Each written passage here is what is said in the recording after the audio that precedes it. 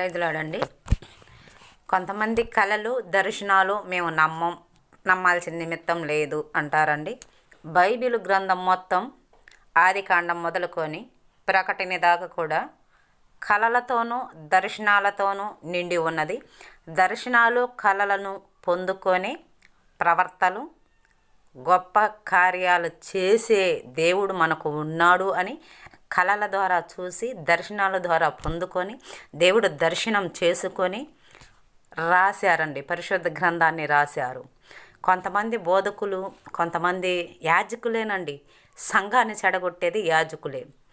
శాస్త్రులు పరిసేరులు అనేవాళ్ళు ఎవరు కూడా పరలోకానికి వెళ్తాడని ప్రభు చెప్పలేదండి. వేషధారణ చేసేవారు ఎవరు అంటే వీళ్ళే బోధకుల్లోనే ఉన్నారు. ఎందుకంటే కళలను నమ్మం, దర్శనాలను నమ్మం అని వాళ్ళ చుట్టూ బతకటానికి మాత్రమే ఒక 10 మందిని పోగు చేసుకొని, ఒక 10 మందిని ఒక సంఘంగా కూర్చి వాళ్ళ చుట్టూ ఒక గీటు గీసుకుంటారు. వీళ్ళ చుట్టూ ఒక 10 మంది సంఘాన్ని, అంటే ఈ గొర్రెల చుట్టూ కూడా ఒక గీటు గీసి ఎవరు చెప్పేది మనం వినకూడదండి, ఎవరి మాటలు మనం నమ్మకూడదండి అని బోధిస్తూ ముసుగు వాళ్ళు వేసుకుంటారు, సంఘానికి ముసుగు వేస్తారు. ఈ బ్యాచ్ అంతా కూడా బ్రతకటానికి మాత్రమే సేవ చేసేవాళ్ళు. తల్లిదండ్రులు చదువుకొని ఆస్తిపాస్తులుండి కొద్దిగా పనిచేసి తల్లిదండ్రులను సంపాదించి ఇచ్చిన వాటితో బతికే వాళ్ళు మాట్లాడే మాటలు,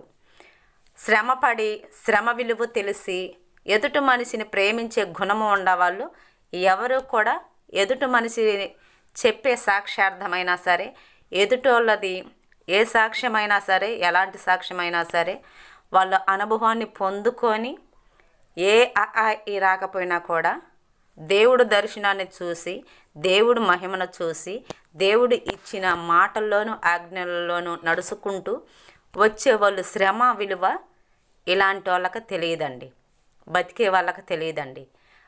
ఏదో కొద్దిగా డబ్బులను సంపాదించుకొని చదువిస్తే తల్లిదండ్రులు చదువుకొని బతకటానికి సేవ చేస్తారు కొంతకాలం. వీళ్ళు పైన నుంచి వచ్చే మళ్ళీ ఎవరి గ్రూపులోనే చేరతారు. వీళ్ళు రేకులు బోకులు ఇప్పిస్తే సంఘాలకు వేసుకొని వీళ్ళు దర్శనాల గురించి యువతల మనిషి కష్ట విలువ తీసివేతగా మాట్లాడే మనస్తత్వం కలిగిన వాళ్ళు బోధకులు. చాలామంది బోధకులు నేను చూశాను. సువార్త చేయకుండానే, సువార్తకు అర్థం తెలియకుండానే మేము బోధకులం అని చెప్పుకుంటా ప్రార్థన చేస్తుంటారండి. సువార్త విలువ తెలిసిన వాళ్ళకి మాత్రమే తెలిసిద్ది ఈ కష్టం విలువ.